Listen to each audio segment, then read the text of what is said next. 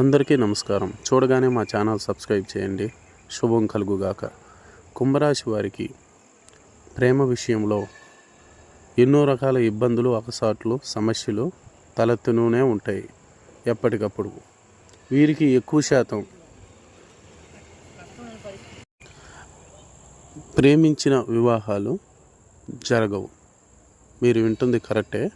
ప్రేమించిన వ్యక్తులు దూరం అవ్వటం, పెళ్ళి అనేది అయిన తర్వాత గతంలో ప్రేమించి సమస్యల వల్ల, పరిస్థితుల వల్ల విడిపోయిన వారు గత ప్రేయసి మళ్ళీ పరిచయం కావటం, ఆ పరిచయం వల్ల కుటుంబంలో సమస్యలు రావటం, భార్యాభర్తలు విడాకులు దాకా వెళ్ళటం ఈ డిసెంబర్ నుంచి మొదలు కాబోతున్నది.